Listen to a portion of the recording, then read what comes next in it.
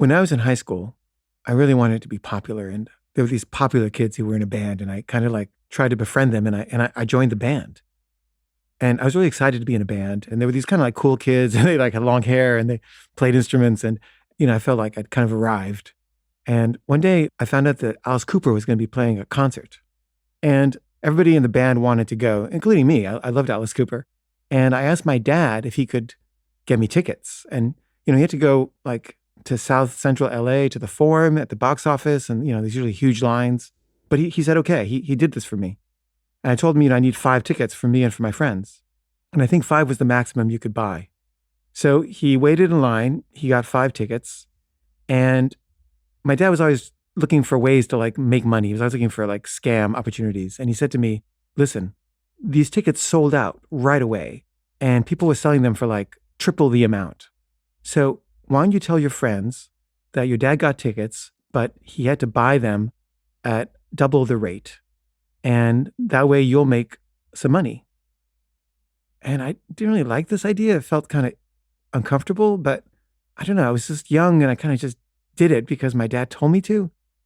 So I lied to my friends and I said, the tickets cost twice what they actually cost. And I told them, and if you don't want to, if you can't afford it, that's fine. I can just sell them to somebody else. And they said, no, no, no, we want them. We want them. And we'll give you the, extra money, but we don't have it right now. Can we just pay you later? And I was like, sure. And then we all go to the concert and it was great. I mean, Alice Cooper is an incredible performer. We all had like a great time, but they never paid me. They never paid me the extra money that they thought I had paid, but I hadn't. But they didn't know that. And so I was really hurt and felt betrayed that these friends of mine were ripping me off, even though, of course, I was ripping them off. And I started thinking, these people are my friends. And I started feeling really like disillusioned by friendship. And I talked to my English teacher, who I really liked, about what had happened. I didn't tell her I had lied to them. And she said, you should read Martin Buber's I and Thou. And so I read the book, and basically, it basically says most people's relationships in this world are what it calls I-it relationships. And, people use other people, instrumentally like objects.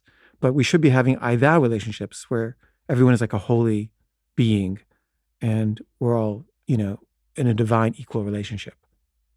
And I was like, okay, so I'm going to try to treat people like they're divine beings and not like instruments anymore.